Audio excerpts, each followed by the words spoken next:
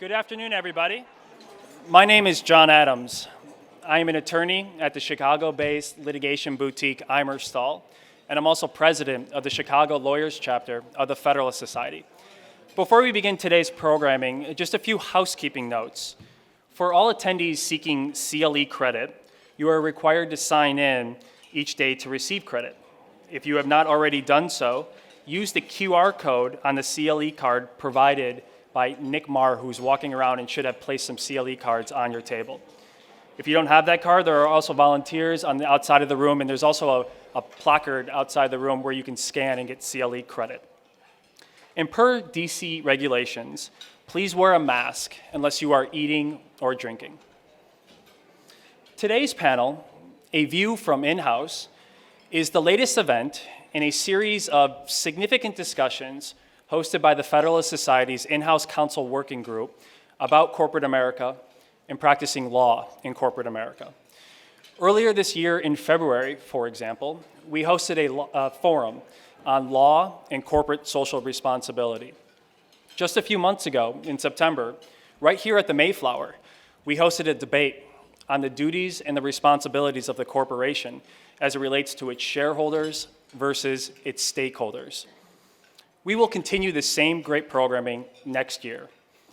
In May, I am pleased to announce that the Federalist Society will host its first ever in-house counsel symposium in Chicago with two major panels on cybersecurity and federalism in corporate law, along with various breakout sessions hosted by our sponsors, including the U.S. Chamber of Commerce.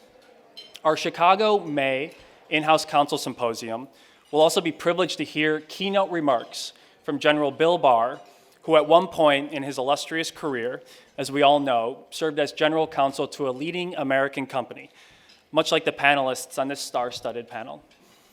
Now, for today's in-house discussion, to moderate today's in-house discussion, is the Honorable Britt Grant, who serves as a judge on the United States Court of Appeals for the 11th Circuit. Judge Grant, thank you so much for taking time out of your busy schedule to be with us. Thank you very. Let's make sure my microphone is working. Thank you very much. It's my honor and pleasure to be here. It's great to see a very full house. I'm sure many of you are in-house lawyers. Many of you might like to be an in-house lawyer. So I'm really pleased to be here and have the honor to introduce all of these great panelists. First is Mary Beth Buchanan. She's the President Americas and Global Chief Legal Officer at Merkle Science, a predictive crypto risk and intelligence platform. Next is Katie Biber. She is the Chief Legal Officer at Brex, a $7.5 billion fintech startup. Next in line is Carrie Ryerson. She's the General Counsel at Shamrock Foods Company, a $4 billion privately held food distributor and supplier. And last but certainly not least is Jenny Kim, the VP of Operations and the General Counsel at the Philanthropy Roundtable, whose vision is to build and sustain a vibrant American philanthropic movement that strengthens our free society. So thank you very much to our guests. We look forward to an engaging panel. I'll pose the first question to Mary Beth Buchanan. You served in government and private practice, like many of your colleagues on this panel. What was it that brought you into the in-house world? Great question. I think throughout my career, and probably a lot of us, there are so many things we want to be, and so we keep trying every one until we find the right one that fits. For me, after leaving the government, I did a brief stint with the United Nations, and then I became a partner with an international law firm. And there I was working with a lot of the same types of cases and issues that I had handled when I was an assistant U.S. attorney and U.S. attorney, so basically representing the same kinds of people that I used to prosecute. Then in 2013, I encouraged our law firm to create a digital currency team because cryptocurrency was becoming a thing, at that time, and people were talking about it, and the industry was developing. And so, they agreed, and they thought it was a good idea to create a cross-disciplinary team to be able to handle all the issues that those in the cryptocurrency space, would be facing. And I started going to conferences, meeting people, and then all of a sudden I started getting clients. And so I was representing coin developers and exchanges and funds. And one of those clients had a serious bet the company issue. And they were almost put out of business by a federal regulator. And by the time they came to me, it was so dire. They were on the verge, literally, of being forced to sign a consent decree. And so I spent about a year going to the Agriculture Committee, working within the particular agency. And finally, after about a year, we were able to back them down. But I realized this is a significant issue that this company found themselves facing. And had they had better counsel, from the beginning, they could have done things a lot differently. They could have structured their product differently. They could have made some changes to have avoided all of this happening. And they also wouldn't have totally antagonized the agency before they came to me. So I realized that this new cryptocurrency space is one that could really benefit from someone who had spent a lot of time in the government, as I had, and who knows how to talk with regulators and with the Department of Justice when these issues come up. And this new space with the regulatory uncertainty, a company could really benefit. So one of my clients, not that one, but another one, did ask me to come in-house as their general counsel. And so it was, a decision I made to do one of the things that I wanted to do during my career, which is be general counsel, and to try to help them from the ground up and try to get them in a position where they're going to be able to navigate this regulatory uncertainty. That's great, thank you. Katie, what about you? Your background was in election law and campaign work, so that's a different path. Tell us what brought you to the in-house world. My first in-house job was for a law firm client, actually, the Romney for President campaign. It's a very non-traditional in-house job. You don't really think of presidential campaigns as being in-house legal roles. But, in essence, a large presidential campaign will raise and spend over $1 billion and scale from a 2 or 3 person entity to a multi-thousand person entity relatively quickly, just like a Silicon Valley startup, which is why after the 2012 Romney campaign, I fell pretty easily into practicing in-house tech law. I started out in the consumer space in San Francisco and then pretty quickly moved into fintech and crypto and financial services, where there's a lot of really interesting activity happening right now.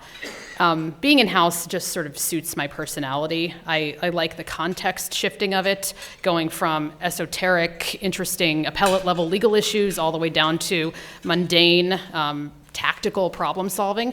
And it's something that I would recommend to anybody who's interested in that sort of back and forth shifting throughout the day. That's great, thank you. Carrie, what about you? So actually, Shamrock found me. I was in private practice, totally content. I was going to trial 6 weeks later when an outside recruiter from Shamrock called. I declined to go meet with them. And they said, no, we really want, just give us an hour. So I gave them an hour, and then 2 days later I had an offer. So I started as Shamrock's in-house employment attorney, and Shamrock is privately held. We're in the 3rd generation, soon to take over the 4th generation, and they're 100 years old. They've never had a legal department. They've never had a general counsel until me. So when I started, there was me, and I reported to the CHRO, and there was another contract lawyer, but she wasn't really a general counsel. She just sort of handled contracts. So within a couple of years, I became the general counsel. I convinced them that they needed a legal department, a legal function, and so now I manage all of their risk, safety, and legal processes. And the thing that I really enjoy about working for a privately held company in particular is I'm there to facilitate what they want, right? My job is to grease the skids. My job is to move as fast as they do, and I think that one of the best things that you can do as an in-house attorney is build really good partnerships with your outside attorneys to enable you to respond almost instantaneously when the company wants to pivot. Never can anybody say at Shamrock that they're waiting on legal, and if they do, they know that they're lying. So, it's a good fit culturally, and they play a lot of golf, which I love, so. If any business leaders are watching this, you might get some calls to try to steal you away from their company if you focus on making whatever the business leaders want to happen. Jenny, what about you? You've got a different role. Tell us about your transition. Yeah, so I was with Coke Industries until recently for about 13 years. And in 2008, originally probably Jack Abramoff and the Honest Leadership and Open Government Act brought me to Coke Industries because I was put into charge of putting together a political law compliance program. So ranging from lobbying reports, campaign finance, et cetera. I chose to go in-house from Miller and Chevalier to there because I didn't just want to recite the law all day long and learn how to write great briefs. I also wanted to understand how accounting, HR, and the legal functions all work together and kind of build something from scratch. And so for 13 years, I worked there and moved at the pace of light and whatever else needs to be structured, and also worked on some public policy issues like tort reform and criminal justice reform as well, which then led me to where I am right now at the Philanthropy Roundtable. And I came here again because I wanted to help build the systems that ultimately will have cost savings, but also advance the mission and also kind of integrate the operations with the legal. Because I think so often what ends up happening is, and especially with outside counsel, they give you the law, but you're just like, what am I supposed to do with this, right? How can I actually integrate it? And sometimes some things may not be actually integratable, in which case it's time to go back to the drawing board, probably back up to the legislature or the executive branch and try to figure out how to change it. And I think that's the beauty of in-house. No day is the same, and you get to interact and think about a broad range of things. Thank you. Let's start with you this time, Carrie. Since you were in charge of really building an internal practice, an internal law firm at your company, how do you go about looking for in-house counsel to be a part of your organization? And what do you think is important for people to think about who might be interested in moving into that role? So when I looked at trying to set up a new legal department, obviously you have to put the right processes in place, right? And before you can have people to run the processes, you got to set it up, make sure that it works well for the business unit so that you can be appropriately responsive as quick as they want the response. And then actually when I had to hire my first attorney, I called somebody I knew and trusted, right? I didn't want to hire somebody completely off the street. I wanted to hire somebody who I knew would have my back and we can operate, as a team. And then even when I hired the second attorney, now there's 3 of us, it was the same calculus. Who can I trust? Who I know will do good work and will ultimately have the best interest of the business at heart and not themselves when they're making decisions and giving legal advice. And I wanted people who were egoless. Because Jen and I were just talking, when you're in a law firm, you're the profit center. Mm-hmm. You're very important in a law firm, right? People cater to you. You have secretaries that run and paralegals that jump. That's not how it is when you're the cost center in-house. And you have to realize that, and you have to set your ego aside, and you have to appreciate that you're there to serve the C-suite and the rest of the business. So you can't have a lawyer who can't get past themselves and let somebody else run the ship. You're not in charge of the business. You're simply there to advise. And so I always look for that with attorneys or even outside counsel that I partner with. Katie, what about you? What's your perspective on that? So I really like what Carrie said because I find it to be true in my day-to-day hiring as well. There's nothing more true than to not be the most important person in the room and in the in-house context. If you're at a law firm, people hang on to your every word. You're billing $1,600 an hour or more for your services, and nobody views you that way inside of a corporation. Your value comes from your ability to solve practical problems and help launch actual product out the door. So what I look for when I'm hiring, I think first and foremost, is just raw horsepower. I've been told sometimes that I frighten people in interviews, which is not what I intend to do, but testing people's mettle is a really important part of what I do when I'm talking to an interviewee. Second of all, I look for somebody who's got a particular subject expertise that is critical to the company's growth. And as far as my company is concerned, that's several different areas of financial services law, so looking for somebody who actually has a deep understanding of the alphabet soup of financial regulation. And then third, I look for somebody who's really able to absorb business goals. We have a series of norms on my team that we talk about a lot, and one of them is be a builder, not an arsonist. And a lot of in-house lawyers are frankly arsonists, and you can't survive inside of an in-house startup context very long by just blowing up good ideas and not helping make them better.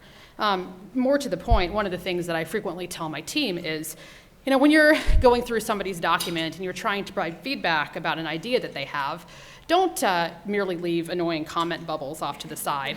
This issue may be controversial. This could be risky. The regulators might not like this. I always tell them, never comment where you can redline. Fix the problem. Don't just comment on the problem. And that goes back to what I see the in-house lawyer's role is. We're there to steward product to market, to defend the company when the regulators disagree with what we're doing, and to make sure that we avoid problems in the first place. Makes a lot of sense. What about you, Mary Beth? Sure. Well, I agree with everything that's been said so far, and I take a slightly different approach, I guess, in having built the 2 different legal teams that I built this far.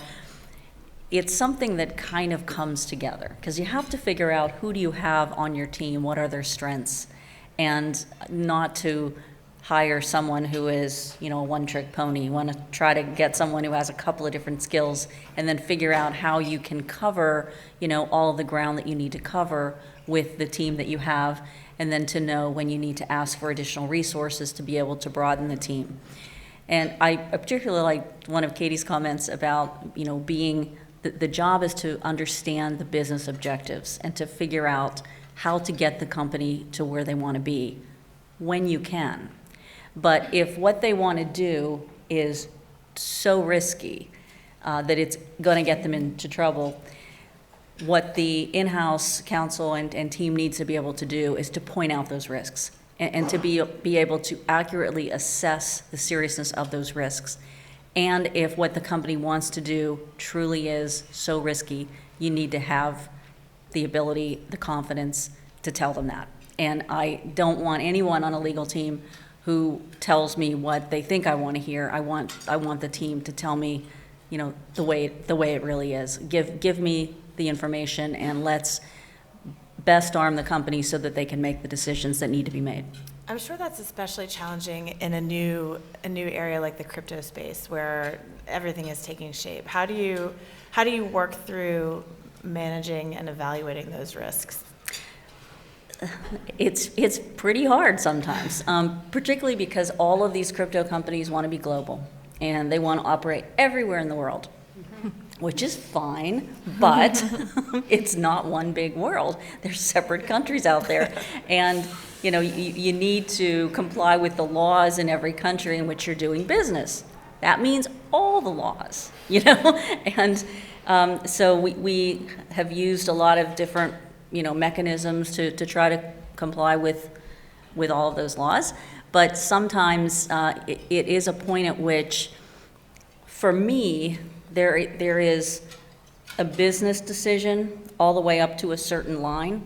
And then after you cross that line, it's either a crime or it's not. So for me, that is where I kind of draw the line. That's a key line. That's a key line. I will say, look, all these other decisions that you want to make, I tell you what the risk is. I tell you what the law is in these countries, and you can decide like how much risk you want to take.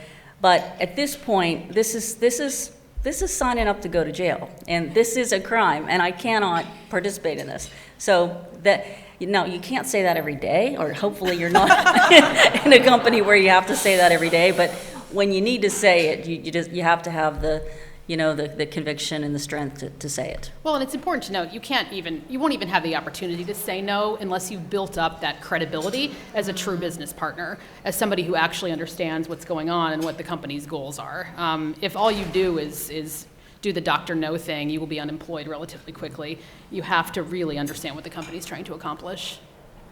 And I think you also have to understand like what your clients, because sometimes you may use the same words, but mean totally different things, and you really have to understand and dig deep. And I think sometimes there are internal clients who don't know how to ask the right questions, even of lawyers. So their immediate question that they ask you, like, can I do this? You're like, no, and they're like, okay, and they go away, and they're not going to just accept that no and go off and do something bad. So you actually have to say, no, come back here. I need you to understand what alternatives are you thinking about. And I say this because I did have to deal with a lot of situations where, you want to sponsor a lot of things, but then there are a lot of government officials there. You have to be careful about what you hand out, how much you could be handed out. We have 50 states in the United States, and then the world is, very large.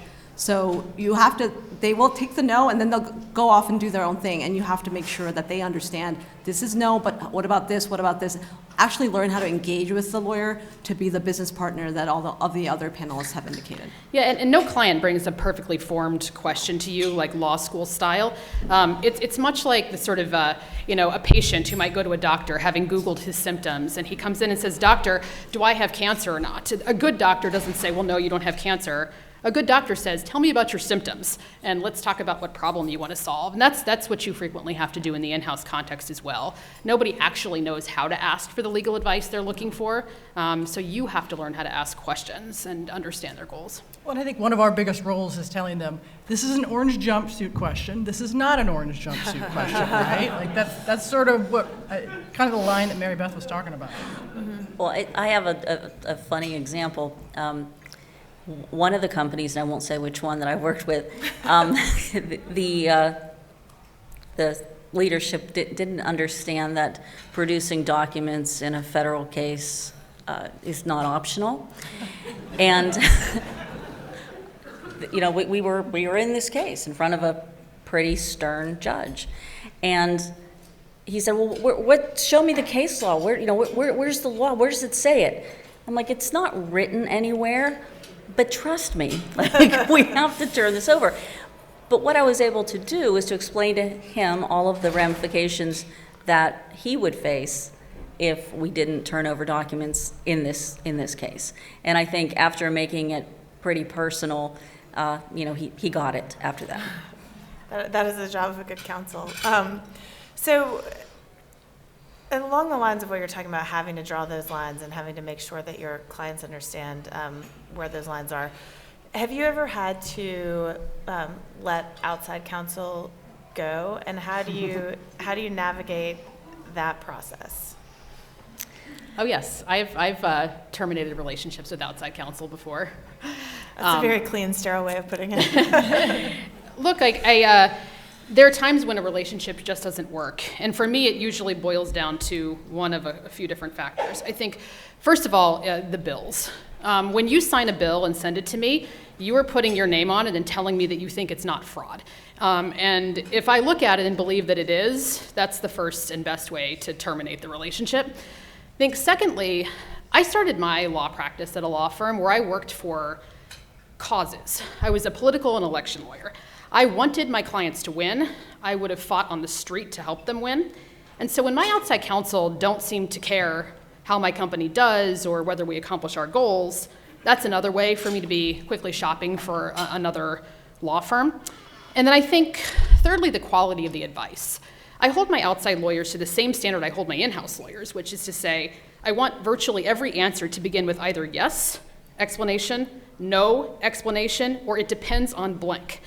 And if what you provide me is a word salad, ambiguous blob of gray, then I could have found that on Google myself relatively easily. I'm paying you because you're an expert and you're really good at this particular thing.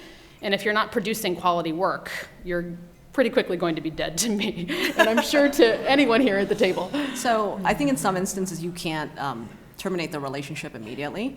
But there are usual telltale signs, and I would say, like, when I have corrected outside counsel on certain things and they charge you and bill you for the time that they spent implementing your corrections, that's a no-no. I've had that happen as well before. Yes, that's a no-no. Yeah. But, like, even though in the heat of the moment you would just want to, like, take a knife and slash it, that's not going to happen, right? You have to think about everything from, like, the records, the things that you may need, and things that may need to be completed. But that is the warning shot, and it's things like that that you have to look for. And I totally agree with you, Katie, on, like, you are putting your personal integrity and your professional integrity on the line when you sign that bill and you send it to me and when you provide me advice. So definitely all of those factors go into whether you stick with counsel or whether you want to make a change. And if it's a billing issue, then I have spoken to many relationship partners to explain that what they're doing is overkill, because what my team did before I even gave them the issue was thoroughly research it and come out with what we thought the answer was.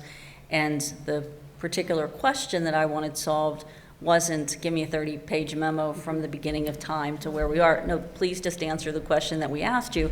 But if we've asked you the wrong question, we tell us that too. Another annoying point is when the team doesn't do good work. And like the others on the panel have said, if I could have done this myself, I would have. And if I look at the work you've done and realize I could do it better, then that's the wrong outside counsel.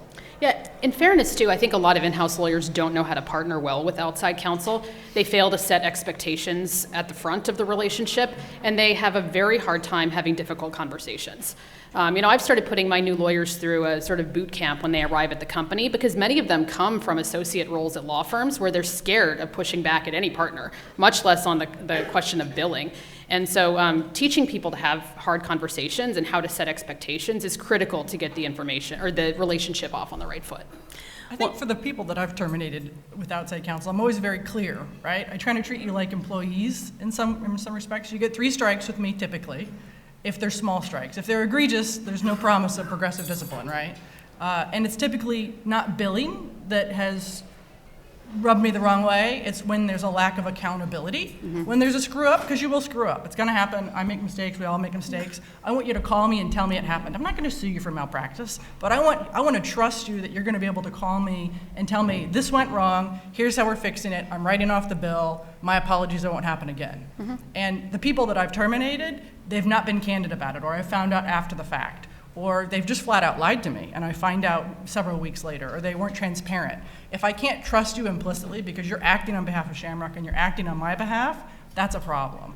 And it happens more frequently than you would think. And then another very small thing, just lack of responsiveness, complete lack of responsiveness, or respect for the fact that I have people, business leaders, that I have to respond to, and they're holding a gun to my head to respond as soon as possible. And so if you don't respond to my email, or if you wait several days, the best thing I love, and the people that I use over and over, are the people who respond immediately and say, I can't get to this until X. Is that all right? And if that's not all right, I'll go somewhere else or send me to a different person internally. I'm not going to fire you and never come back to you again. But if you wait for 5 days to respond to me, yeah, I'm not going to come back to that source that well again. So in my experience, those are the things that have sort of rubbed me the wrong way with outside counsel. And in fact, one of the people, right when I started at Shamrock, day 2, somebody came in and said, you need to fire this outside attorney. And I said, why? And they said, he doesn't give a menu. He doesn't give us mild to wild. He gives us mild every time. And so as outside counsel, it's important for you not to give one answer, but say, here's your range. Here's A, B, and C, here's mild to wild. You can decide what you want to do and how aggressive you want to be, but only giving mild because you're too concerned about COAA is not going to work, at least for Shamrock, right? I need to know sort of where we are in the menu. Yeah, I mean, that's a little, there's 2 sides to the wild, or I like that, by the way, mild versus wild. There's 2 sides to that, because I often actually don't enjoy working with outside lawyers who just present a range of options and then refuse to say which one they think is best. One of the things I have to do in my job is make a dozen hard choices every single day. And if I can't rely on an outside expert to help me make those choices, if all they're willing to do is type up the options, my more junior lawyers in-house can do that. I'm really hiring expertise and experience and wisdom. And so what I want from my outside lawyers is for them to put their thumb on the scale and say, I think this is the right choice. I'm willing to tell you this is the right thing to do. One time I had to make the really difficult decision of whether to change counsel in the middle of a major piece of litigation. And it was pretty tough, but it was clear that the team that was on it was not up to the task. And I learned midway through litigation that the associate on the team had made representations to the court that were not run by us. And so that was something that obviously shouldn't have happened and couldn't go on. And what I did was gave the partner an opportunity, one last opportunity, give me a whole new team or you guys are out, which also to me would have meant, and I'll never use you again. But he did present an entirely new team that did a really great job. And I'm glad I gave them that opportunity. But sometimes you have to make that hard decision. And while it's hard to change mid-litigation, they had kind of gotten us in a pretty bad spot with the court, and I figured, hey, if there's one way to fix it, it's to get rid of you. And, because it wasn't going to get any better with that particular team. What about, speaking of teams, we've talked about what happens when you need to break up with outside counsel. What do you look for when you're first seeking outside counsel? And what can potential outside counsel do appropriately to market themselves or to kind of put themselves out there as problem solvers and people who can help you with their expertise? I think the most important thing is to be honest about what your expertise area is. There are a lot of law firm lawyers who suddenly become experts in whatever the issue du jour is. And one great example of this, Mary Beth and I are very familiar with people who call themselves blockchain lawyers at law firms, and most of them actually are not terribly informed at some of the issues that they're counseling on. I seek out lawyers who are clear experts in their field, and there really is no such thing anymore as one-stop shopping for law firms, thanks to the internet and the fact that myself and my team have great connections all across the country. We can find the very best person for a particular issue. So be honest about what your expertise area is and tell me if you don't think that you're suited for the work. You'll buy my loyalty so much faster that way than by putting together a shoddy work product or reinventing the wheel on my dime. I always appreciate when outside lawyers flag something for me that maybe I hadn't considered, because when you're the in-house legal department, there's only 3 of us lawyers in our legal department, and then half a dozen non-lawyers. I have to think about everything for a huge company. And so when I have outside lawyers who maybe I've met at something like this or some other acquaintance, or even if they cold email me, if they email me and say, hey, I thought about this, I thought about you, I wondered how it would impact Shamrock, have you considered this, is there something I can do to help you with that? That's helpful for me. That's way more helpful than sort of a mass chain, email or, solicitation that we get. Something where it's like, I thought of you and I thought of Shamrock, does this impact you? Have you considered it? That's extremely helpful, because that's like having 100 different people out there flagging issues for me.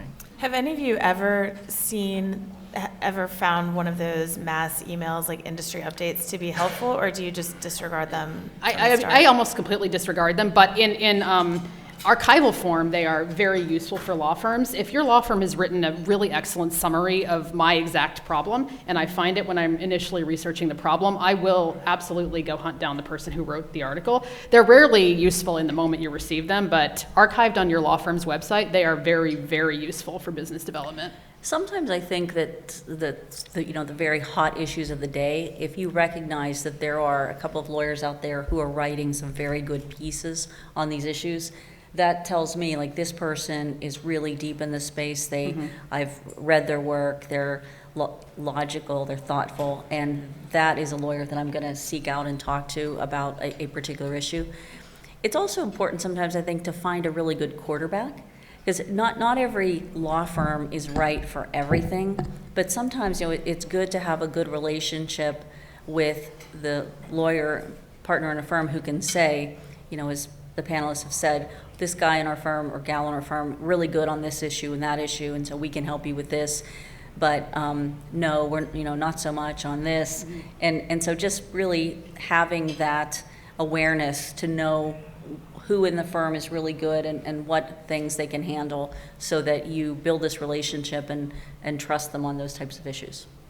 Do you have a sense that a firm's kind of way that it operates can make a difference in how partners might operate in that space? Or do you think it's just a personality thing to do with the partner? Yeah, there's nothing, just so everyone knows, your compensation system internally is very transparent to your client, because sometimes the client can feel like they're being treated like a piece of meat among 2 warring partners who each want attribution. You know exactly how a firm is compensating its partners based upon the respect with which they treat you or not. So these kinds of things do matter for how clients perceive you. Well, in that regard, you should pass down billing credit and origination credit to the junior attorneys. They'll take better care of us, because that's what happens, right? There's the partner who originates it, and then it gets pushed down to the people down below. Unless you give them billing credit or some sort of vested interest in keeping me happy, they're not going to keep me happy. In fact, recently I fired an entire practice group from a law firm because the relationship attorney was in a different practice group. They were on different sides of the country, and the practice group that I had ended up with sort of abandoned me, right? I kept getting handed off from person to person, and that's annoying. So there was I'm sure they billed for the handoff too. Yeah, of course. And so there was a series of unfortunate events for this particular practice group, but I ended up having to fire him. I liked the relationship attorney, but I can't deal with that. It's probably because none of them were compensated based on my money. I mean, we sound so mean and bitter up here, but if someone, if there's a law firm that has done excellent work for me, I will bring them with me to every job that I go to thereafter. And if you can form that kind of deep relationship with a chief legal officer or a general counsel, you're going to be receiving their business for life. It is not that hard to do this correctly. It's just that a lot of people don't. Yeah, I have done this. I have brought this one particular partner and firm to different roles, and it is interesting that we are a panel of women GCs, and we do sound like we're pretty tough. And we were never like this when we were in law firms. But I think we're respectful of what you all deal with, right? Yeah. So I know when the fiscal year ends for all of my firms, and I make sure that they're completely paid up. So when your partner billing credits and all of your stats are calculated, you're paid in full, even if it's ahead, right? I ask, give me next month's invoice. When is the best time for me to pay this for purposes of your compensation? I always have very transparent conversations because I want you all to benefit from this relationship too. That's true. I had one of those. It was at the end of the year, and it was a really big bill because it was from the litigation. And the chief operating officer is like, who cares? And I'm like, this is really, really important to this lawyer. It's important to the firm, but it's really important to this lawyer who has given us really good service. And we need to do everything we possibly can to get this thing through. Yeah. And I was their champion, in the company and made sure that they got paid. I see a lot of heads nodding. It sounds like all of you are conscious of helping those who are helping you, making sure that it's a two-way street. Yeah, you can't stiff somebody or pay them late. Their livelihood depends upon getting their bills paid on time. At the same time, I ask my outside lawyers to be cognizant of the framework within which I have to operate. I work at a startup, which means I'm an equity holder at my company. If you overbill me, it feels like you are reaching into my pocket, taking my wallet out of my pocket, and taking all of my money. So it becomes personal at a certain point. Jenny, what about you? Yeah. It's all relationships, right? I think sometimes, having been on both sides, you are so focused on the right answer, the right moment, the right service, but at the end of the day, it's how can you actually benefit and help each other to advance things. And I think one of the other things that I value from outside counsel is your intelligence networks, right? The folks you know, the types of information that you have to make the advice that you give us more robust and much more interesting. And I say that because I sort of live in the tax-exempt and political law world where there's one way that the law is actually written, and then there's like a whole other way of people who probably actually interpret the advice, particularly the bureaucrats, the lifelong civil servants in the government. And so having that sort of understanding of the environment and not just say, okay, so according to the law, we can't do this, but then there's another, like knowing what the manuals and the administrative procedures, all of that kind of weaves into it, because at the end of the day, we're all trying to get decisions made, but we're also sort of having to build a story, because who knows whenever the government's going to come knocking. To what extent do you think someone can develop that knowledge by researching and talking to people versus having been on the other side in the government? Do you think both of those are ways to develop that expertise? Yeah, I think both of those ways are a way to develop. And I also think it's important to understand that all parts of the system, the ecosystem, the government, the academia, the in-house law firms, corporate, like they all coexist together. And I think understanding like what bodies and what things are being said. I just came from a panel where I watched the corporate activism, and it was a lot of interesting sort of theoretical insights. But all those things said because government officials all talk to each other, and they all talk to each other overseas too. And they also get bad ideas from overseas too. That's the other issue. And so you always have to be cognizant of all of those things kind of floating in the background and thinking about a very layered, I worked at the Missile Defense Agency, kind of a layered, right, missile defense approach, almost like the beginning, the middle, and the end, like, and how much time you have to beat back against certain things. So along those lines, what kind of policies, and we can start with you, would you like to see legislators take up that would make your job easier? So for legislators and executive branch civil servants, so two, I think, big things is probably understanding culture and understanding the world that we live in. Technology has made things so different. And right here, most of our panels have been talking about cryptocurrency and fintech. I mean, just in that, there's a lot of folks in the government who don't necessarily understand it. For a long time, they were struggling with Uber. I remember working through that. So, and then I think the second thing is, do we really need all the laws that we have? I worked for a very long time on overcriminalization, and overregulation. And we have laws all over this country, federal, state, local, that sometimes we don't know that they exist, but we still have to comply with all of them. And we still have to make sure that we are. And so periodically, kind of like Marie Kondo recommends that you go through things and decide if it doesn't bring you joy anymore, just dump it. I think we probably have to do some of that with our laws too, especially the ones that have been around for a long time and nobody has done anything for a long time. I think former Governor Nathan Deal actually recommended, like, if no one's been prosecuted under something in a federal law, then why do we still have it? Why don't we just kind of chuck it? I think that's really sage advice. We got dinged on some fish licensing law in the middle of, who knows where, that nobody had any appreciation for. So deregulation is definitely a positive. One thing that would be helpful for anybody, any company that operates in more than one state, it would be nice to have a national standard for a lot of the employee issues so that we're not playing whack-a-mole with the 50,000 different sick time laws in the United States. Like if this is the way that we're moving, let's just have one federal standard for sick time and go with it, right? And let's make the bar nice and low for everybody, because for the most part, companies, they want to give benefits, they want to give sick time, and so I don't think you need 100 different places regulating all these different accrual rates, and so it's very difficult to comply with when you operate in multi-jurisdiction. So I think, like FEMLA, for example, that's a nice, easy standard to comply with. The ADA, I think in some states they get a little more aggressive. It's harder to comply with on a national level. So I would like to see some uniform, I'm not saying aggressive, employee regulation and just set it so that we don't have all of these individualized places. We just went through that exercise globally, coming up with a leave policy for all the countries in which we operate. And the company really wanted to treat everyone fairly. And there was one particular country that the laws in that country would have given them so little that we ended up basically bringing them up to the standards of some of the other countries. And then there were points at which the global CEO said, well, why can't you just make it all the same? Like, we can't, because there are laws in certain countries that give them more than what you want to give them. So at least you could make it all the same, right? You can make it all the Up same. here. So they pretty much came up, I think, with everyone, and then the one country we had to just give those people a little bit more, to make it even. And I would say, like, regulation generally, even our new crypto tech space, like we want regulation too. We want everyone to be on the same playing field, particularly so that the U.S. is not always getting the short stick because other countries have different kind of laws. But they should be reasonable, they should make sense. And whenever the government brings in the industry to try to talk through some of these new pieces of legislation, it usually comes out better because some of the unintended consequences can be ferreted out of the new legislation.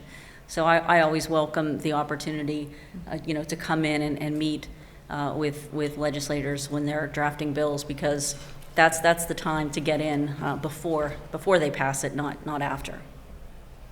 From a federalism perspective, do you think that one state setting higher standards ends up either benefiting or hurting other states, depending on how you want to define it, by making it easier for the company to treat things on a uniform basis based on whoever set the higher standard?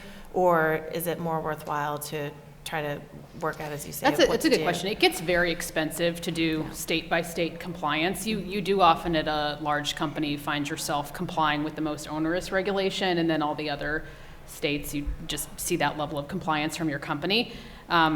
The issue, I think, though, is more important, kind of going back to your prior question, is just crisp clarity. I mean, Mary Beth and I have both spent lots of time trying to comply with regulations that don't really apply cleanly in the crypto space. And, there is a real chilling effect inside of a business endeavor when it's completely unclear what the law is, especially when the consequences involve orange jumpsuits. I mean, it just paralyzes people, and it really hampers the kind of economic growth that we all want to see, prevents businesses from staying in the United States. And it's a hard thing, the state-by-state compliance question, because my political views, my deeply held political views would say, well, every state has the right and should in fact make its own regulations. But when you're the chief legal officer of a financial services company and you're complying with 50 state regulations and 50 different types of licensing regimes, it becomes expensive very quickly, and it makes it impossible to enter as a new company unless you have millions, literally millions and millions of dollars right off the bat. I guess in those situations, would it even be potential to have a different law firm in each state, or is that just too extraordinary of an investment? Yeah, that becomes extraordinarily expensive. There are some really great national law firms that specialize in handing you expensive notebooks of grids to tell you exactly what the law is in every state. Binders of regulations. Yeah. But sometimes we just pick certain states that we just won't operate in. It's Yeah. just not worth it. Well, yeah, I mean, New York, for instance, there's a lot of crypto companies that decline to operate in the state of New York because of their BIT license regime. And there are definitely examples of that in other industries as well.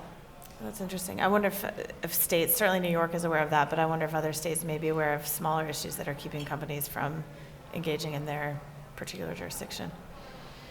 I mean, sometimes it's by design. Right. Well, along that note, in terms of location, how do you manage location issues? I know for you as a privately held company, everything I imagine is centered in Arizona. But if you're looking for new offices or new counsel to deal with particular things, how do you work out the location aspects, and what makes a location more or less favorable for what you're trying to do? We always look at the regulatory environment. How expensive is it going to be to regulate associates? How easy is it going to be to fire them? Are there changes to the at-will nature of their employment there? What are the recent laws that the legislatures have passed? Who holds all of the different offices?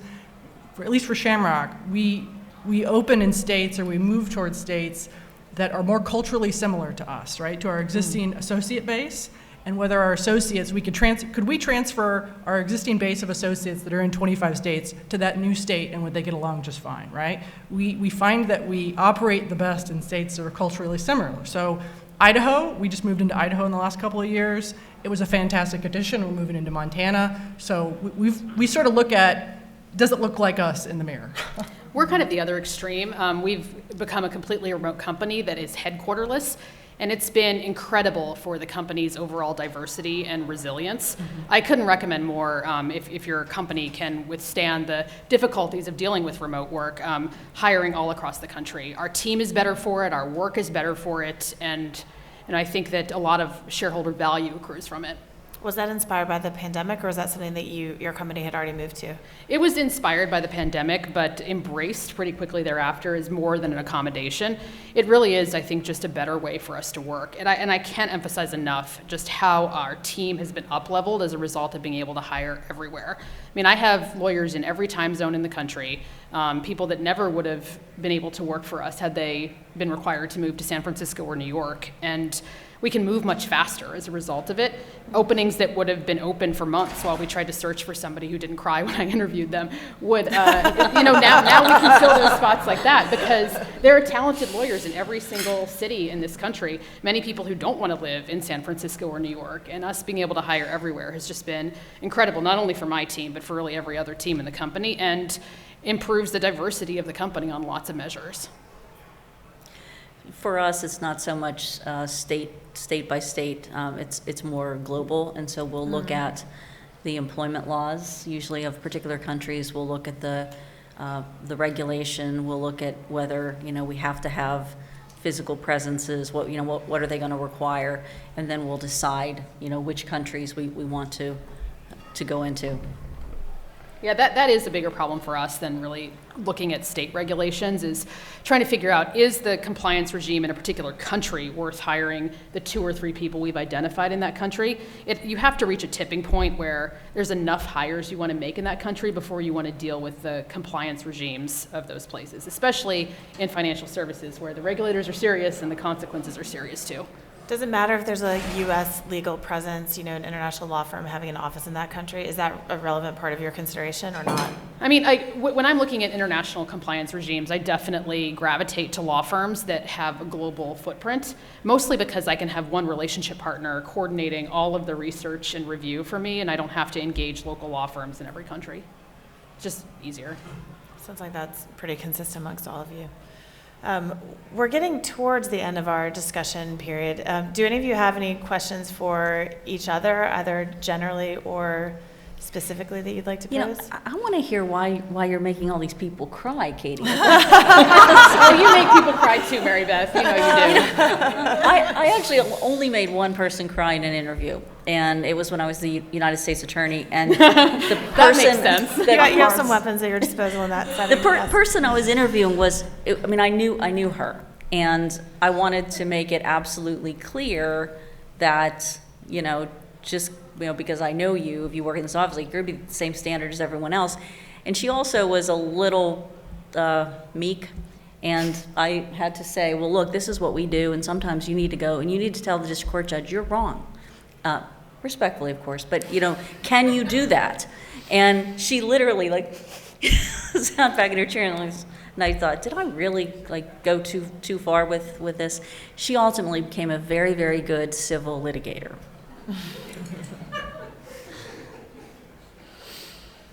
Now it's your turn to fess up, Katie. Is this confession hour? I'm sorry, I lost track of it. What are we confessing? About the situations in which you've interviewed people and right. the intensity with which you've interviewed. I like to replicate in an interview what it's going to be like to work at my company. It's a very fast-paced place where you're expected to make decisions very quickly. You're often put on the spot, and things happen, at a faster speed than you're used to. And so sometimes, turning up the pressure in an interview is a really good way to see if somebody's going to be able to withstand 5 days a week of that all day long. And there are some people who are just not. And that doesn't mean that they're bad lawyers, it just means that they're suited for a different environment. And I will frequently say to people I interview, especially if they come out of very legacy institutions such as banks, look, this is a very fast-paced environment. We do things very quickly. We're very action-biased. You're going to be expected to work fast. You're going to have to work through hard problems quickly. And then you're going to have to make a choice. You can't say, well, on the one hand and on the other hand, and you pick. You're going to need to actually take part in the running of the business. And so sometimes being hard in an interview just makes sure that you can weed out the folks who are, going to get blown away by a product manager if they don't get blown away by you. Sounds like in certain ways you're taking, to give a government model, you're talking to people who've been in the legislative branch where you get to think about it and talk about it and, maybe vote for a bill, maybe not. And the executive branch where you actually have to say, here's what we did today. Yeah. It's scary to have to sit down and make choices one after the other all day long. You're going to get some of them wrong. And there are folks who I think are more suited and have a better mind for a different context of work. But I also think that's what makes in-house work so exciting, is that you have to move at that pace, whoever, your CEO or the business leader is. Well, I'll ask a few more questions, or at least one more question, to give anyone who has a question from the audience a chance to get up to think about it or to get up to the microphones. So go ahead and get prepared to ask those questions. I know that someone's got something on their mind that you want to hear. What about risk assessment? How do you think through what your risk assessment is when choosing outside counsel or when choosing inside counsel? How do you make a risk assessment about what the right path is in either of those situations? I mean, this is so fact dependent. The first general counsel that I ever worked for in the tech space taught me some important lessons about strategic risk versus stupid risk. And every risk a company takes must be taken deliberately and not accidentally. That means that you need to approach it with all of the facts and make sure that you have a very reasoned choice and make that choice based upon facts and evidence, as opposed to stumbling into a bad choice made because you didn't pay attention to the details and you didn't know the law well enough and you didn't actually hear what your client said. So, the first and most important thing you have to understand is, what is the company trying to accomplish? What is the best way to get there, and what is likely to happen in that preferred approach? And it's hard to say, on a scale of 1 to 10, my risk tolerance is an 8.5. That's a pretty simpleton way, I think, of looking at the issue. It's very fact dependent, and it depends on how important the goal is and exactly what could happen if it goes wrong. Great, thank you. It looks like we've got a question. Please feel free to go ahead. Thank you. David Askin, I'm with InHouse at ExxonMobil Corporation. There seems to be a larger and larger disparity between in-house and law firm compensation. And in a lot of in-house law departments, there's certainly been higher attrition in combination with, what's known as the Great Resignation coming out of COVID. For those companies that just can't match what law firms are willing to pay, I'd like to get your respective thoughts on how do you retain good in-house attorneys, and sort of relatedly your personal philosophy, not on managing an in-house law department, but on leading an in-house law department. I'd never worked for a law firm except as a summer associate 30 years ago, and I assume it's much different with respect to managing or leading an in-house law department than it is a law firm. So those two issues, and then I have a third question on remote work that I'd like to ask. Thank you. At least my philosophy is I try to run it like a business person and not a lawyer. If you're in-house, you don't want to work for a law firm. So I try to make it not like a mini law firm, right? So I try to emulate Shamrock as a whole. So the legal department shouldn't operate differently than the rest of it, and my expectations shouldn't be differently. If our business leaders don't expect a response at midnight, I shouldn't expect a response at midnight, or I should expect a phone call. So at least at Shamrock, I try to treat it like you're outside of a law firm. And the companies in Phoenix, or the companies that I have friends at, where the environment is run like, partners at the top and associates at the bottom, yeah, they do churn through lawyers, because you're not treating it like what it is, which is a business, as opposed to a law firm. So at least that's how I've managed to retain it. And I think, again, ours is small enough that's a little different than a 30-person in-house department. But culturally, you got to be able to build those bonds and have really transparent conversations. So I regularly have conversations with everybody in the legal department once a week. How you doing? How's it going? I think lawyers sometimes lose sight of the fact that building good associate relations is so critical to keeping and retaining people, and also giving them a variety of benefits. You can give them more than just compensation. So one of the things that we do at Shamrock is you have discretionary time off, which is like law firms. At law firms, you don't get PTO. You come and go and you do your hours and you bill, right? There's no time off. So I think the more that you can treat lawyers like they were in law firms in the sense of the benefits, right? They can come and go when they please. You can take as much vacation as you want at Shamrock. I don't care if you're out for months on end. As long as you get your work done and you're responsive, it doesn't really matter. So I think there are other things that you can give people besides sort of their base comp to keep and retain them. For lawyers who are only interested in the salary, you're never going to be able to retain them, because you're not going to get that, in-house. It's the lawyers who, as I think the panel's been saying, who really want to take part in the business and who want to understand how the company works and to be able to help different components, are the ones that will really enjoy the in-house job. There's also some lawyers that just hated, business development and weren't good at it, and those people like, being in-house because they get to be lawyers and help solve problems. It just depends on the person. There's a lot of different qualities that you look for, and different kinds of people who enjoy different things. On the compensation question, I think the tech space is a little bit different than other in-house roles, because the cash comp is never going to match a law firm, but the equity compensation can be life-changing if the company succeeds. So you have to look for lawyers who are willing to take a little bit of a risk and who believe in the company's mission. And it's relatively easy to find smart people who are willing to do that, I think. As to leadership, I have just a few leadership principles, and they include hiring people smarter than I am, inspiring them and helping them set goals, and then getting out of their way. You can't retain brilliant people if you muck around in how they do their work. And so part of what I do is try to sit on my hands as much as possible, and then just clear hurdles for people when they encounter them inside the company. Jenny, any perspective from you on the comp issue? I guess my question for you on this is, were they surprises, and why were they complete surprises? And did the exit surveys give you any additional data points? There were surprises. There were surprises, and the veracity of some of the exit interviews, in order to maintain relationships and all, it's difficult to trust what they told us. One question I think I've noticed in my experience and that of law firm lawyers, I know the very worst part of being a law firm lawyer is generally considered to be keeping your time. Is that something that you're able to forego at your companies, or do you still need people to keep track of their time? I don't even know where people are most of the time, much less exactly what they're working on. If you come work at any in-house company, you will not have to write your time down. So apply to any of us. Before I started the government, the night before, I literally had a nightmare that on my first day they told me I was going to still have to keep my time. So I think that is a very deep concern of a lot of law firm lawyers. One just follow-up. On remote work, and this isn't just specific to in-house counsel, but HR departments have identified the issues. It makes it very difficult to do mentoring. It makes it very difficult to do career development.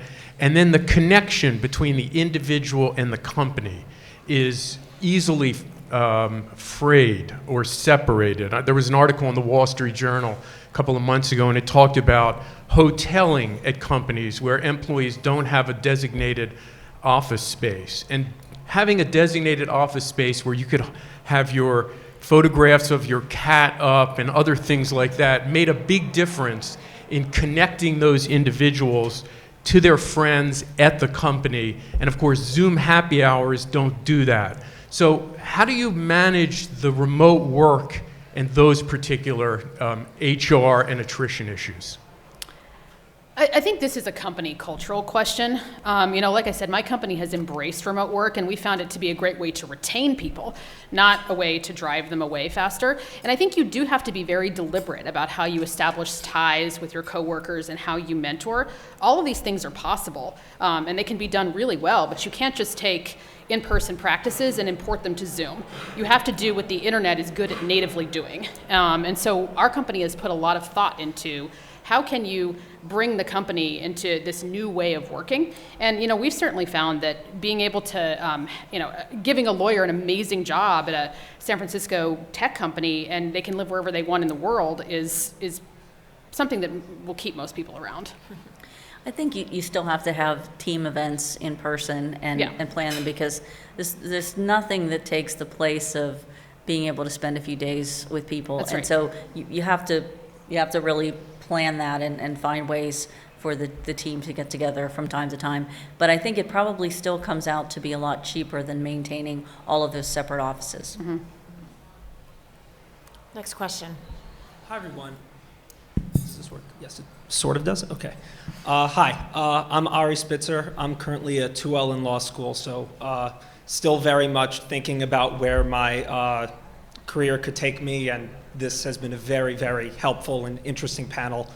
I'm curious, in all of your positions in-house, when you are thinking about hiring people from large law firms to come over in-house, what kinds of experiences or specializations are you looking for when you make that decision? What type of candidate would be right for that specific opportunity? I have to guess that the answer is going to be different based on the different types of companies that you work for, but to the extent that there are any commonalities between your answers, that would be very helpful for me and the other students in this room that are thinking about what the next stages in our careers are. Thank you. I think it depends on the size of your in-house department. At least with us, there's only 3 of us. So we're air traffic control, right? We don't retain any legal work in-house for the most part. There are some things that we do in-house, but everything is pushed out. So when you're air traffic control, I need issue spotters. I need well-rounded people who have really good interpersonal skills, can engage with the business and say, hey, that's an orange jumpsuit problem. We need to run that up the flagpole, right? I need people who are litigators. I need people who are contract lawyers. In fact, one of our attorneys that we hired, he doesn't know employment law, but I'm training him to be an employment lawyer because he, incidentally, he did transactional work, he litigated, so he was really well-rounded, and he can fly a jet, and we have a jet, so like he's our 3rd pilot, right? So it was like a twofer, right? I got a lawyer pilot twofer. So, it just kind of depends. I told you, we're looking for well-rounded, at least at Shamrock. Practical people. Yeah. That's what we need. Yeah, I mean, at a bigger law department, you'll need to specialize just like you need to in a law firm. Inside of a company, you can be a corporate lawyer or a litigator or a product counsel, a very specific tech company thing. There are a lot of different things you can do. And certainly, I think when I'm hiring for those more specialized roles, I'm looking for people who've done something roughly equivalent at their law firm. I think to Carrie's point, though, I think what's underlying is the soft skill development is going to be key. The specializations, it's sort of kind of the luck of the draw depending on the job description. And the knowledge piece is key, too. But I think the entire legal profession, all the businesses that we know of as today may not exist a couple of years from now, or even 10 years from now.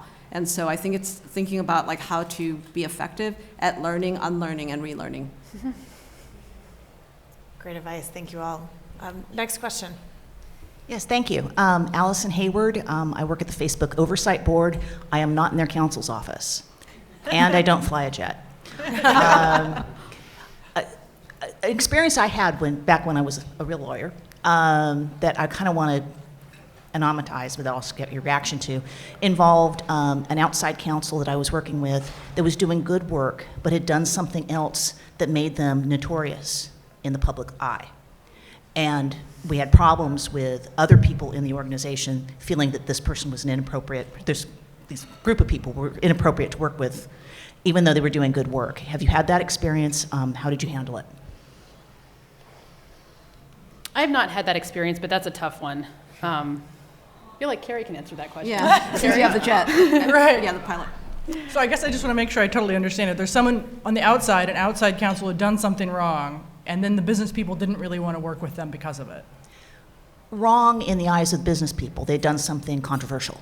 I see. Okay. I was operating in a political nonprofit sphere, and so you have people above you who are sensitive to Sure. optics in a way that business people may not be. And to make everyone more comfortable, we'll assume that you're operating in a hypothetical about if this happened rather than it has happened. Well, at least at Shamrock, we're privately held, right? So there's only one shareholder that really matters.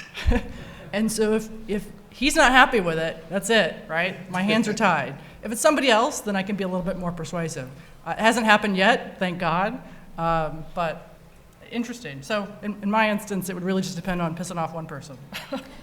I've hypothetically not had this situation, but it comes up a lot, right? Because people, I think the question is like, do we have personal lives anymore? I think becomes the big question in a lot of this. And so you have to, and this goes back to like a judgment thing too, and knowing like who you're serving and who your kind of audience base is from a client perspective, if you're outside counsel. Be upfront with your in-house counsel about certain things so that like they know about it and they can make an educated decision with the business people, because no matter how great your work product is, sometimes if the mores or whatever of that era become problematic, it can be problematic. But again, it all depends on the facts of what exactly that perceived like wrong personal activity is. Yeah, I think the question is looking at what did the person do, exactly what this is the facts and circumstances, and does that action of that person put the company in jeopardy in any way? And if the answer is yes, then you got to get rid of the person, because you have to always maximize the value and the reputation of the company, and ask and answer that question. Is the answer to the question, does it hurt the company, sometimes different than the answer, should it hurt the company?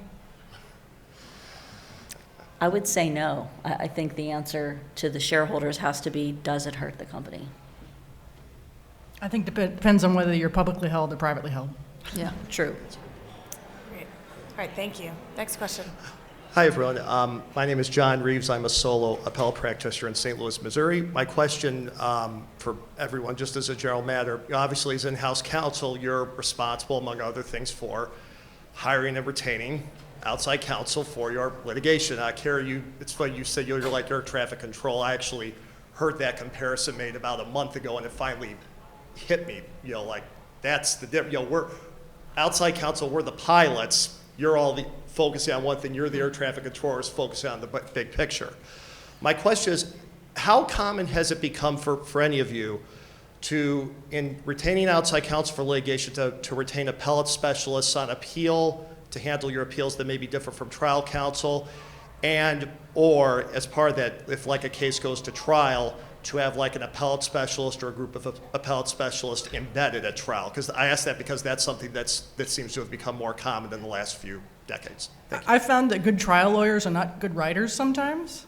And so oftentimes I have the trial team, and then I have the shadow lawyers behind them actually doing the work for them, right? Doing the writing, doing the legal research, doing the motions for summary judgment, because there's usually a disconnect. And then the same is true with appellate lawyers, right? When I was in private practice, I did appeals. I know there is a difference between a trial lawyer and an appellate lawyer. So if it was a big important piece of litigation, yeah, I have separate teams of people do everything. And sometimes they're at different law firms, right? Yeah. I think it's better to have multiple law firms so you have multiple perspectives on Yeah. things. And at least in my position, I'm able to save money elsewhere that I can spend a lot when it matters, right? I can spend a lot and I can hire specialists, and how much your hourly rate doesn't really matter, right? Because I'm sort of looking at the legal budget as a whole, and I don't mean to speed on that, but you know what I mean. Yeah. So I often have different groups of people, but if it's like a generic run-of-the-mill employment case in California that we've won and now we're going to the Ninth Circuit, I'll probably just keep the same trial lawyers to do the appeal. Anybody else have feedback on that question? I think it depends on whether the trial team lost the case or not. If that happens, then generally it is another firm that'll come in and handle the appeal. Okay. Great, thank you. Thank you. All right, next question. Hi, I'm Maggie Beecher. I'm at Napa Legal here in DC. My question is about communication. Obviously, one of the most exciting parts of being in-house is taking complicated legal issues and explaining them in a way the business side will engage with and maybe even enjoy. Obviously, all four of you have that skill. I can tell just listening to you. How have you cultivated that ability to translate? Keep it very short, very simple, and I don't put it in an email, right? If I send an email that's longer than 3 sentences, nobody's going to read it. No one's gonna read it. Right? So I always, if I get an email, I schedule a meeting, I talk to them, and I'm like, here's your choices, 1, 2, and 3, mild to wild, right? Like, it's pretty simple. It's a little bit different for me, and I suspect Mary Beth too. I mean, folks in the tech industry tend to have a much higher tolerance for deep, dense legal analysis. Engineering-focused leaders very much want to understand why, and they want to pick apart your analysis in ways, frankly, that make you a much better lawyer. So what I've learned is how to communicate very rigorously and anticipate the questions that are going to be asked about that communication, and to speak by analogy as much as possible to help people understand. I think it all started in the courtroom. And when you think about what you do as a trial lawyer, you take complicated legal and sometimes complicated factual issues and you boil it down so that a group of people, regardless of their education level or life experiences, can understand, and that you're just basically having a conversation with a group of people. Thank you. Fantastic, thanks for your question. Do we have one more headed over? Great. Yes. My name is Ryan Haney. I'm in-house counsel at the Oklahoma Council of Public Affairs. My question is, what is the appropriate balance between trusting outside counsel to make decisions when you have a background as well and you think that you should go one way, outside counsel thinks you should go another way, aside from the fact that there are professional responsibility issues there? What's that appropriate balance, especially if outside counsel treats in-house counsel like they're not real lawyers? Yeah, I mean, so first of all, I've never outsourced a single decision to an outside counsel, period, stop. I'm paid for my business context and my knowledge of the company's goals. My outside lawyers are there to advise me and provide feedback, but they do not make decisions for me. I would be committing malpractice if I allowed that to happen. Yeah, I totally agree. I mean, the outside counsel, even though they may be specialists in certain areas, they are advising. Mm-hmm. And then even the in-house counsel, we take that advice from outside counsel and then we advise, you know, the head of the company to make the decision. And also remember that law firms are very risk adverse. And so they have general counsels, you know, who are having them take the most, you know, narrow conservative answer. And sometimes that is not the approach that the business side decides to go with. And so totally agree with Katie. It's the general counsel has to take all the information that they're getting and then make the best advice to the client based on all this information. But if I'm in an area where I'm completely unfamiliar, perhaps, and it just is bizarre, the advice I got doesn't make sense, I can't relay that in a coherent way to the business person, nor will that be a good result based on what their business objectives are, I just call a different lawyer, right? I'll pay for somebody else to research the same exact issue and see where they are, see what their view of it is. Because sometimes the outside lawyer is just wrong, right? Or they're just off base, and I've had that happen recently. So you have to know enough in-house, even in areas where you're out of your wheelhouse, to think, this doesn't feel right, this is not what the law should be. You know, and to address something else you said, what do you do when outside counsel treat you like you're not a real lawyer? So I would not work with anyone who didn't treat me like a real lawyer, as I've probably established already. But I would urge those outside lawyers to get with the times. You know, I think maybe 30, 40 years ago, in-house law practice was considered the backwater, but it is now one of the hottest places to be as a lawyer. If you can find the right gigs, they are very hard to get. They are very well compensated, and they are very interesting. So that in-house lawyer you're talking to probably has a pretty sweet job, and looking down on them, you do at your peril. Well, looking down on anyone, you do at your peril. That's also fair. Yes. Yeah. That is great advice to end on, I would say. Thank you all for being a great engaged room, and thank you most of all to our wonderful panelists for sharing such great information today.